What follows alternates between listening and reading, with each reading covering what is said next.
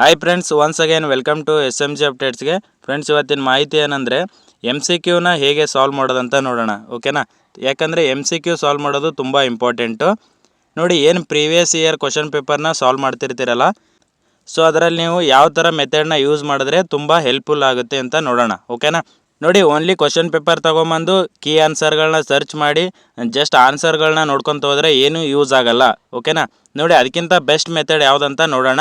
ಅದಕ್ಕಿಂತ ಮುಂಚೆ ನೋಡಿ, ಏನು ಕ್ವಶನ್ ಪೇಪರ್ನ ನೀವು ತೊಗೊಂಬರ್ತೀರಲ್ಲ, ಪ್ರೀವಿಯಸ್ ಇಯರ್ ಆಲ್ ಕ್ವಶನ್ ಪೇಪರ್ನ ಕಲೆಕ್ಟ್ ಮಾಡ್ತಿರಲ್ಲ, ಸೊ ಅದರಲ್ಲಿ ಏನು ಮಾಡಬೇಕಂದ್ರೆ ಏನಾದರೂ ಆಲ್ ಟೈಮ್ ಯಾವಾಗಲೂ ಬರೋಂಥ ಕ್ವಶನ್ಸ್ ಇದ್ದರೆ ಅದನ್ನು ನೋಟ್ ಮಾಡಿ ಇಟ್ಕೋಬೇಕು. ಎಕ್ಸಾಂಪಲ್ ನೋಡಿ, ಸ್ಕೀಮ್ಗಳು.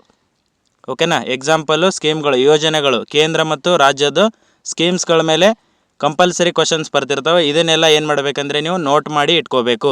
ಅದರ ಜೊತೆಗೆ ನೋಡಿ, ಅವಾರ್ಡ್ದು.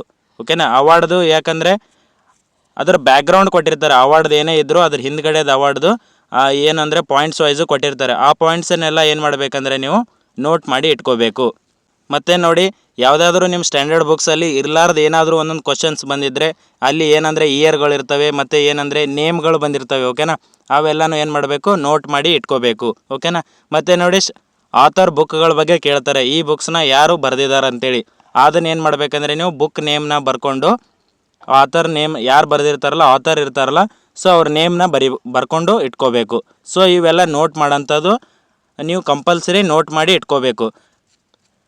ನೋಡಿ, ಕ್ವಶನ್ ಪೇಪರ್ ಸಾಲ್ವ್ ಮಾಡೋದು ಅಷ್ಟೇ ಇಂಪಾರ್ಟೆಂಟ್ ಅಲ್ಲ, ಏನು ಕ್ವಶನ್ ಪೇಪರಲ್ಲಿ ಇರುತ್ತಲ್ಲ ಆಲ್ಮೋಸ್ಟ್ ನೋಡಿ 30-40 ಕ್ವಶನ್ನ ಈ ಥರ ನೋಟ್ ಮಾಡ್ಕೊಳ್ಳೋವಂಥವೇ ಇರ್ತವೆ. ಓಕೆನಾ? ಏನು ಸ್ಕೀಮ್ಗಳು, ನೇಮ್ಗಳು, ಬುಕ್ಗಳು, ಆಥರು. ಓಕೆನಾ? ಈ ಥರದ್ದೆಲ್ಲನೂ ಏನು ಮಾಡಬೇಕಂದ್ರೆ ನೀವು ಒಂದು ಬುಕ್ಕಲ್ಲಿ ನೋಟ್ ಮಾಡಿ ಇಟ್ಕೋಬೇಕು. ಓಕೆನಾ? ಏನು ಪ್ರತಿಯೊಂದು ಕ್ವಶನ್ ಪೇಪರ್ನ ಸಾಲ್ವ್ ಮಾಡ್ತಿರಲ್ಲ ಪ್ರತಿಯೊಂದನ್ನು ನೋಟ್ ಮಾಡಿ ಇಟ್ಕೋಬೇಕು. ನೀವು ಅದರಲ್ಲಿ ನೋಡ್ಕೋಬೇಕು ಯಾವುದಂದರೆ ಎಲ್ಲ ಟೈಮಲ್ಲಿ ರಿಪೀಟ್ ಆಗಿ ಬರೋಂಥದ್ದು ಏನಿರುತ್ತೆ, ಸೊ ಅದನ್ನೆಲ್ಲ ನೋಟ್ ಮಾಡಿ ಇಟ್ಕೊಂಡ್ರೆ ನಿಮಗೆ ನೆಕ್ಸ್ಟು ಯೂಸ್ ಆಗ್ತಿರಬೇಕು. ಓಕೆನಾ? ಮತ್ತು ನೋಡಿ, ತುಂಬ ಜನ ಏನು ಮಾಡ್ತಾರೆ ಅಂದರೆ ಕ್ವಶನ್ ಪೇಪರ್ಸ್ನ ಕಲೆಕ್ಟ್ ಮಾಡಿ ಅದರದ್ದು ಕೀ ಆನ್ಸರ್ಗಳನ್ನ ಸರ್ಚ್ ಮಾಡ್ತಾರೆ. ಓಕೆನಾ? ಸರ್ಚ್ ಮಾಡಿ ಎಲ್ಲ ಕೀ ಆನ್ಸರ್ಗಳಿಗೆ ಟಿಕ್ ಮಾಡಿ ಇಟ್ಕೊಂಡ್ಬಿಡೋದು. ಓಕೆನಾ? ಈ ಥರ ಮಾಡೋದ್ರಿಂದ ಏನಾಗುತ್ತೆ, ನೆಕ್ಸ್ಟ್ ಟೈಮ್ ನೋಡುವಾಗ ನಿಮಗೆ ಆ ಟಿಕ್ ಮಾಡಿದ್ದು ಡೈರೆಕ್ಟಾಗಿ ಆನ್ಸರ್ ಗೊತ್ತಾಗ್ಬಿಡುತ್ತೆ. ಸೊ ಏನು ಮಾಡಬೇಕಂದ್ರೆ ನೀವು ಟಿಕ್ ಮಾಡಿ ಇಟ್ಕೋಬಾರ್ದು. ಓಕೆನಾ? ಟಿಕ್ ಮಾಡಿ ಇಟ್ಕೊಳ್ಳಿಲ್ಲ ಅಂದರೆ ಮತ್ತೆ ಯಾವಾಗಾದರೂ ವಾಪಸ್ ಕ್ವಶನ್ ಪೇಪರ್ ನೋಡುವಾಗ ಯಾವ್ದು ಆನ್ಸರ್ ಅಂತೇಳಿ ಕರೆಕ್ಟಾಗಿ ಗೊತ್ತಾಗಲ್ಲ. ಒಂದೊಂದು ಟೈಮು ಟಿಕ್ ಮಾಡಿರಲಿಲ್ಲ ಅಂದರೆ ಮತ್ತೆ ಥಿಂಕ್ ಮಾಡಿ ಆನ್ಸರ್ನ ಹುಡುಕ್ಬೋದು. ಓಕೆನಾ? ಅದ್ರ ಸಲುವಾಗಿ ಹೇಳ್ತಿರೋದು, ನೀವೇನು ಇಲ್ಲ ಅಂದರೆ ಏನು ಮಾಡಿ, ಪೆನ್ಸಿಲಲ್ಲಿ ಟಿಕ್ ಮಾಡಿ. ಪೆನ್ಸಿಲಲ್ಲಿ ಮಾಡಲಿಲ್ಲ ಅಂದರೂ ಜಸ್ಟ್ ಆನ್ಸರ್ಗಳನ್ನ ನೋಡ್ಕೊಂಡು ಹೋಗಿ. ನೋಡಿ, ನೀವು ಓನ್ಲಿ ಕೀ ಆನ್ಸರ್ಗಳನ್ನ ಸರ್ಚ್ ಮಾಡೋ ಬದಲಿ ನೀವೇನು ಮಾಡಬೇಕಂದ್ರೆ, ನೀವು ಯಾವುದಾದ್ರೂ ಎಕ್ಸಾಮ್ನ ಹಾಕಿರಲಿಲ್ಲ ಅಂದರೆ, ಇವಾಗ ಎಕ್ಸಾಂಪಲು ನೀವು CTI ಎಕ್ಸಾಮ್ನ ಹಾಕಿಲ್ಲ. ಓಕೆನಾ? CTI ಎಕ್ಸಾಮ್ದು ಕ್ವಶನ್ ಪೇಪರ್ ಬಂದಿದೆ. ಸೊ ನೀವು ಏನು ಮಾಡಬೇಕಂದ್ರೆ OMR ಅಂತೇಳಿ ನಾನು ಇವತ್ತು ತೋರಿಸ್ತೀನಿ ನೋಡಿ. ನೀವು ಏನು ಮಾಡಬೇಕಂದ್ರೆ ಈ ಥರ OMR ಅಂತೇಳಿ ಡೌನ್ಲೋಡ್ ಮಾಡಿಕೊಂಡು, ಓಕೆನಾ, ಈ ಥರ ಡೌನ್ಲೋಡ್ ಮಾಡಿಕೊಂಡು ನೀವು ಯಾವ ಎಕ್ಸಾಮ್ನ ಬರೆದಿರಲ್ಲ ಆ ಕ್ವಶನ್ ಪೇಪರ್ಗೆ ಏನು ಮಾಡಬೇಕಂದ್ರೆ ಟೈಮ್ ಹಚ್ಚಿ ನೀವು ಸಾಲ್ವ್ ಮಾಡಬೇಕು. ನೋಡಿ, ಎಕ್ಸಾಮಲ್ಲಿ KPSCದು 1.5 ಗಂಟೆ ಇರುತ್ತೆ. ಓಕೆನಾ? 1.5 ಗಂಟೆ ಎಕ್ಸಾಮಲ್ಲಿ ಟೈಮಿಂಗ್ ಇರುತ್ತೆ. ಯಾವುದು KPSCಗೆ. ನೀವು KEದು ಬರೀತಿದ್ರೆ 2 ಅವರ್ ಟೈಮ್ ಇರುತ್ತೆ. ಸೊ ನೀವು ಯಾವ ಕ್ವಶನ್ ಪೇಪರ್ನ ಸಾಲ್ವ್ ಮಾಡ್ತಿದ್ದೀರ ಅಂತೇಳಿ ನೋಡಿಕೊಂಡು ಟೈಮ್ ಹಚ್ಕೊಂಡು ನೀವು ಸಾಲ್ವ್ ಮಾಡಬೇಕು. ಓಕೆನಾ? ನೋಡಿ, ಅದರಿಂದ ಏನಾಗುತ್ತೆ ಅಂದರೆ ನಿಮ್ಮ ಕ್ವಶನ್ಸು ಎಷ್ಟು ಕರೆಕ್ಟ್ ಆಗ್ತಿದ್ದಾವೆ ಮತ್ತು ನೀವು ಎಷ್ಟು ಟೈಮಲ್ಲಿ ಎಷ್ಟು ಕ್ವಶನ್ನ ಅಟೆಂಡ್ ಮಾಡ್ತಿದ್ದೀರ ಅಂತೇಳಿ ಗೊತ್ತಾಗುತ್ತೆ. ಯಾವುದಂದರೆ ನೀವು ಎಕ್ಸಾಮ್ನ ಯಾವ್ದು ಅಟೆಂಡ್ ಮಾಡಿರಲ್ಲ, ಸೊ ಆ ಕ್ವಶನ್ ಪೇಪರ್ನ ಈ ಥರ ಸಾಲ್ವ್ ಮಾಡಬೇಕು. ಸೊ ನೋಡಿ, ನಾನು ಇದೇ ಥರ OMRಗಳನ್ನು ಡೌನ್ಲೋಡ್ ಮಾಡಿಕೊಂಡು ಪ್ರಿಂಟ್ ತೊಗೊಂಡಿದ್ದೆ. ಓಕೆನಾ? ಪ್ರಿಂಟ್ ತೊಗೊಂಡು ಈ ಥರ ಸಾಲ್ವ್ ಮಾಡ್ತಿದ್ದೆ. ಏನು ಪ್ರೀವಿಯಸ್ ಓಲ್ಡ್ ಕ್ವಶನ್ ಪೇಪರ್ ಇರುತ್ತಲ್ಲ ಈ ಥರ ಟೈಮ್ ಹಚ್ಚಿ ಸಾಲ್ವ್ ಮಾಡ್ಕೊತಿದ್ದೆ. ಸೊ ಅದರ ಸಲುವಾಗಿ ಹೇಳ್ತಿರೋದು, ನೋಡಿ, ಇವಾಗ CTI ಎಕ್ಸಾಮ್ನ ನೀವು ಹಾಕಿರಲಿಲ್ಲ ಅಂದರೆ 1.5 ಗಂಟೆ ಟೈಮ್ ಇರುತ್ತೆ. ಅದಕ್ಕೆ ಆ ಟೈಮಿಂಗ್ನ ಹಚ್ಚಿ ಎಲ್ಲ ಕ್ವಶನ್ಗಳನ್ನ ನೀವು ಯಾವ ಥರ ಎಕ್ಸಾಮಲ್ಲಿ ಬರಿತೀರಲ್ಲ ಆ ಥರ ನೀವು ಸ್ಟಡಿ ಸೆಂಟ್ರಲ್ಲಿ ನೀವು ಎಲ್ಲಿ ಓದ್ತಿರ್ತೀರಲ್ಲ, ಸೊ ಅಲ್ಲಿ ನೀವು ಏನು ಮಾಡಬೇಕಂದ್ರೆ ಸಾಲ್ವ್ ಮಾಡಬೇಕು. ನಿಮ್ಮದು ಆಮೇಲೆ ಗೊತ್ತಾಗುತ್ತೆ ಎಷ್ಟು ಕರೆಕ್ಟ್ ಆಗುತ್ತೆ ಮತ್ತು ನೀವು ಎಷ್ಟು ಟೈಮಲ್ಲಿ ಎಷ್ಟು ಸಾಲ್ವ್ ಮಾಡಿದ್ದೀರ ಅಂತೇಳಿ. ನೀವು ಯಾವುದಾದ್ರೂ ಪ್ರೀವಿಯಸ್ ಕ್ವಶನ್ ಪೇಪರ್ನ ಸಾಲ್ವ್ ಮಾಡ್ತಿದ್ರೆ ಈ ಥರ ಮಾಡಿ ನೋಡಿ, ಬೆಸ್ಟ್ ಆಗುತ್ತೆ. ಓಕೆನಾ? ಮತ್ತು ನೋಡಿ, ನಿಮಗೆ ಪ್ರತಿಯೊಂದು ಕ್ವಶನ್ ಪೇಪರ್ ಯಾವುದಾದ್ರೂ ಸಿಕ್ಕರೆ ಇದೇ ಥರ ಟ್ರೈ ಮಾಡಿ.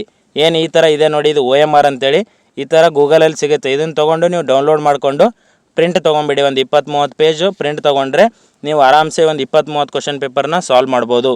ಓಕೆನಾ? ನೋಡಿ, ಕೆಲವೊಂದು ಈಗ PDO ಎಕ್ಸಾಮ್ನ ಹಾಕಿರ್ತೀರ, ಕೆಲವೊಬ್ಬರು PDO ಎಕ್ಸಾಮ್ ಬರೆಯೋಕ್ಕೆ ಹೋಗಿರಲ್ಲ. ಸೊ ಅವ್ರು ಏನು ಮಾಡಬೇಕಂದ್ರೆ ಈ ಥರ OMRನ ತೊಗೊಂಡು ನೀವು ಸಾಲ್ವ್ ಮಾಡಿದ್ರೆ ಗೊತ್ತಾಗುತ್ತೆ. ನೋಡಿ ಒಂದೊಂದು ಸ್ಪೆಸಿಫಿಕ್ ಡಿಗ್ರಿದು ಎಕ್ಸಾಮ್ಸ್ ಇರುತ್ತೆ, ಅಲ್ಲಿ ಜಿ ಎಸ್ ಪೇಪರ್ ಇರುತ್ತೆ ಓಕೆನಾ. ಎಲ್ಲ ಡಿಗ್ರಿ ಅವರಿಗೆ ಇರಲ್ಲ. ಆ ಜಿ ಎಸ್ ಪೇಪರ್ನ ನೀವೇನು ಮಾಡಬೇಕಂದ್ರೆ ಬೇರೆದವರು ಸೊ ಈ ಥರ ನೀವು ಒ ಎಮ್ ಆರ್ ತೊಗೊಂಡು ನೀವು ಸಾಲ್ವ್ ಮಾಡಿದ್ರೆ ಗೊತ್ತಾಗುತ್ತೆ ಓಕೆನಾ. ನೋಡಿ ಕೆ ಎದವ್ರದ್ದು ಮತ್ತು ಕೆ ಪಿ ಎಸ್ ಸಿದವ್ರದ್ದು ಈ ಥರ ಮಾಡಿದ್ರೆ ಕ್ವಶನ್ ಪೇಪರ್ನ ಈಸಿಯಾಗಿ ನೀವು ಎಷ್ಟು ಸ್ಕೋರ್ ಮಾಡ್ತಿದ್ದೀರಾ, ಎಷ್ಟು ಕರೆಕ್ಟ್ ಮಾಡ್ತಿದ್ದೀರಾ ಎಲ್ಲ ಗೊತ್ತಾಗುತ್ತೆ. ಓನ್ಲಿ ನೀವು ಕೀ ಆನ್ಸರ್ಗಳನ್ನ ಸರ್ಚ್ ಮಾಡಿ ಕ್ವಶನ್ ಪೇಪರ್ನ ಸಾಲ್ವ್ ಮಾಡೋದು ಅಷ್ಟೊಂದು ಎಫೆಕ್ಟಿವ್ ಆಗಿರಲ್ಲ ಓಕೆನಾ. ನೋಡಿ ಕ್ವಶನ್ ಪೇಪರ್ ಸಾಲ್ವ್ ಮಾಡೋದಂದರೆ ಜಸ್ಟ್ ನೀವೇನಂದರೆ ಕ್ವಶನ್ ಪೇಪರ್ ಕಲೆಕ್ಟ್ ಮಾಡೋದು, ಅದ್ರ ಜೊತೆಗೆ ಕೀ ಆನ್ಸರ್ಗಳನ್ನ ಹುಡ್ಕೋದು. ಜಸ್ಟ್ ಏನು ಮಾಡೋದು, ಒಂದು ಸಲ ಟಿಕ್ ಮಾಡಿಕೊಂಡು ಇಟ್ಕೊಂಡ್ಬಿಡೋದು. 2, 3 ಈ ಥರ ಏನು ಆನ್ಸರ್ ಇರುತ್ತಲ್ಲ ಟಿಕ್ ಮಾಡಿ ಇಟ್ಕೊಂಡ್ರೆ ನೆಕ್ಸ್ಟ್ ಟೈಮಿಗೆ ನಿಮಗೆ ಏನೂ ಅದು ತಲೆಯಲ್ಲೇ ಉಳ್ಕೊಳ್ಳಲ್ಲ. ನೀವು ನೆಕ್ಸ್ಟ್ ಟೈಮಿಗೆ ಥಿಂಕ್ ಮಾಡಬೇಕು ಅಂದರೆ ನೀವೇನು ಮಾಡಬೇಕಂದ್ರೆ ಈ ಥರ ಟಿಕ್ ಮಾಡೋದನ್ನು ಬಿಡಬೇಕು. ಟಿಕ್ ಮಾಡಬಾರ್ದು, ಕ್ವಶನ್ ಪೇಪರಲ್ಲಿ ಟಿಕ್ ಮಾಡದೆ ಇಟ್ಕೋಬೇಕು. ಟಿಕ್ ಮಾಡಲಿಲ್ಲ ಅಂದರೆ ಏನಾಗುತ್ತೆ ಅಂದರೆ ನೆಕ್ಸ್ಟ್ ಟೈಮ್ ನೋಡುವಾಗ ಅದಕ್ಕೆ ಏನಾಗುತ್ತೆ ಅಂದರೆ ಮತ್ತೆ ನೀವು ಥಿಂಕ್ ಮಾಡೋ ಥರ ಆಗುತ್ತೆ. ಸೊ ಥಿಂಕ್ ಮಾಡಿದ್ರೆ ಏನಾಗುತ್ತೆ, ನೀವು ಓದಿರೋದೆಲ್ಲ ರಿಕಾಲ್ ಆಗುತ್ತೆ ಓಕೆನಾ. ಸೊ ಅದರ ಸಲುವಾಗಿ ಹೇಳ್ತಿರೋದು ಈ ಥರ ಯಾವುದಕ್ಕೂ ಟಿಕ್ ಮಾಡ್ದೇ ಕ್ವಶನ್ ಪೇಪರ್ನ ಸಾಲ್ವ್ ಮಾಡಿ. ಈ ಥರ ಟ್ರೈ ಮಾಡಿ ನೋಡಿ ಓಕೆನಾ. ಒ ಎಮ್ ಆರ್ನ ಈ ಥರ ಡೌನ್ಲೋಡ್ ಮಾಡಿಕೊಂಡು, ನಾನು ಇದೊಂದು ಎಕ್ಸಾಂಪಲ್ ತೋರಿಸಿರೋದು ನಿಮಗೆ. ಈ ಥರ ಡೌನ್ಲೋಡ್ ಮಾಡ್ಕೊಂಡು ನೋಡಿ, ಸೇಮ್ ಇರುತ್ತೆ ಎಕ್ಸಾಮ್ ಪ್ಯಾಟರ್ನ್ ಯಾವ ಥರ ಇರುತ್ತಲ್ಲ, 1ರಿಂದ 100 ಕ್ವಶನ್ನ ಎಲ್ಲನೂ ಸಾಲ್ವ್ ಮಾಡ್ಬೋದು. ಟೈಮಿಂಗ್ ಹಚ್ಚಿ ಮಾಡಿ, ನಿಮಗೆ ಎಷ್ಟು 80 ಆಗುತ್ತಾ 80 ಮಾಡಿ, ಅಥವಾ 90 ಆಗುತ್ತಾ 90ನ ಸಾಲ್ವ್ ಮಾಡಿ. ಈ ಥರ ಮಾಡಿದ್ರೆ ಸೇಮ್ ಎಕ್ಸಾಮ್ ಬರೋದೇ ಥರ ಆಗುತ್ತೆ. ನೀವು ಎಲ್ಲಿ ಓದ್ತಿರ್ತೀರಲ್ಲ ಅಲ್ಲಿ ಮಾಡಿದ್ರೆ ಬೆಸ್ಟ್ ಆಗುತ್ತೆ. ಮತ್ತು ಅದರ ಜೊತೆಗೆ ಹೇಳಿದ್ದೀನಿ ನೋಡಿ, ಏನು ಕ್ವಶನ್ ಪೇಪರಲ್ಲಿ ನೋಟ್ ಮಾಡೋಂಥ ಪಾಯಿಂಟ್ಗಳಿರುತ್ತಲ್ಲ ಎಲ್ಲನೂ ಪ್ರತಿಯೊಂದು ನೋಟ್ ಮಾಡಿ ಇಟ್ಕೊಳ್ಳಿ. ಒಂದು ಸಪ್ರೇಟ್ ಅದಕ್ಕೆ ಬುಕ್ಸ್ ಅಂತ ಇಟ್ಕೊಳ್ಳಿ. ಸೊ ಇವೇನೆಲ್ಲ ಹೇಳಿದ್ದೀನಲ್ಲ ನಾನು, ಸ್ಕೀಮ್ಸ್ಗಳು ಮತ್ತು ಯಾವುದಾದ್ರೂ ಇಯರು, ಆಥರ್ಗಳು, ಬುಕ್ಸ್ ಆಥರ್ ನೇಮ್ ಬರುತ್ತಲ್ಲ, ಸೊ ಅಥವಾ ಬುಕ್ಸ್ ನೇಮ್ ಇದ್ರೂ ಅದನ್ನು ನೋಟ್ ಮಾಡಿ ಇಟ್ಕೊಳ್ಳಿ ಓಕೆನಾ. ಇಲ್ಲ ಅವಾರ್ಡ್ಗಳು ಕೊಟ್ಟಿರ್ತಾರೆ, ಅವಾರ್ಡ್ದು ಬ್ಯಾಕ್ಗ್ರೌಂಡ್ ಇರುತ್ತೆ, ಅದರದ್ದೆಲ್ಲ ಕಂಪ್ಲೀಟ್ ಬ್ಯಾಕ್ಗ್ರೌಂಡ್ ಕೊಟ್ಟಿರ್ತಾರೆ, ಅವಾರ್ಡ್ಸ್ ಕೊಟ್ಟಿರ್ತಾರಲ್ಲ ಅದ್ರದ್ದೇನು ಸ್ಟಾರ್ಟಿಂಗಿಂದ ಅವಾರ್ಡ್ ಇರುತ್ತಲ್ಲ ಅಲ್ಲಿದು ಪಾಯಿಂಟ್ಸ್ಗಳನ್ನು ಕೇಳಿರ್ತಾರೆ. ಅಥವಾ ನೋಡಿ ಇವಾಗ ಒಂದು ಗೇಮ್ಗಳನ್ನು ನಡೀತಿರ್ತವೆ, ಗೇಮ್ದು ಎಲ್ಲ ಬ್ಯಾಕ್ಗ್ರೌಂಡ್ ಎಲ್ಲನೂ ಕೊಟ್ಟಿರ್ತಾರೆ, ನಿಮ್ಗೆ ಗೊತ್ತಿರುತ್ತಾ ಇಲ್ಲ ಅಂತೇಳಿ ಪಾಯಿಂಟ್ಸ್ ವೈಸು ಕೊಟ್ಟಿರ್ತಾರೆ. ಸೊ 1, 2, 3, 4 ಪಾಯಿಂಟ್ ಅಂತೇಳಿ. ಸೊ ಇದರಲ್ಲಿ 1-2 ಕರೆಕ್ಟು 1-2 ರಾಂಗು ಕೊಟ್ಟಿರ್ತಾರೆ.